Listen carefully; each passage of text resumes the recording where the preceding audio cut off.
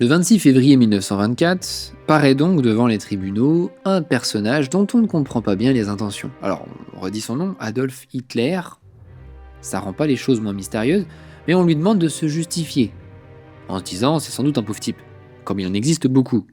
On va le juger, afin de le faire rentrer dans cet anonymat duquel honnêtement, même pour lui, il n'aurait jamais dû sortir. Donc, il est accusé de haute trahison. Jusqu'ici, toute cette histoire nous paraît entre le pitoyable et le risible, ok, mais ce procès-là, mes amis, va nous faire changer de tonalité. L'accusé ridicule va montrer qu'il n'est somme toute pas si ridicule que ça. Alors certes, il s'est foiré, mais il baisse pas son froc, hein. Il se met à parler. Oui, j'ai voulu renverser l'État, c'est ce que je voulais faire.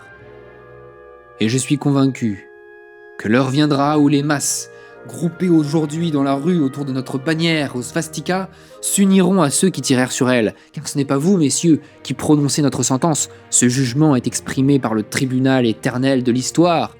Je sais ce que sera le vôtre, mais le tribunal dont je parle ne nous demandera pas « Avez-vous, oui ou non, commis un acte de trahison ?»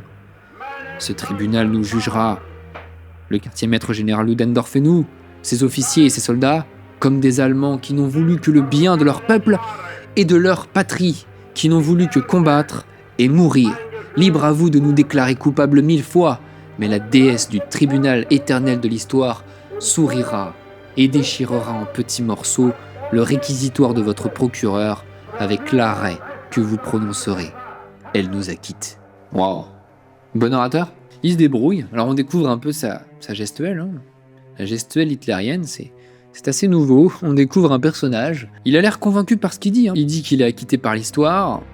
Il n'en est pas moins condamné à 5 ans de prison, mais sa harangue n'est pas idiote. Verbalement, il a attaqué plusieurs fois le régime de Weimar comme étant un régime de traîtres. Pour lui, les traîtres devraient être là à sa place, sur le banc.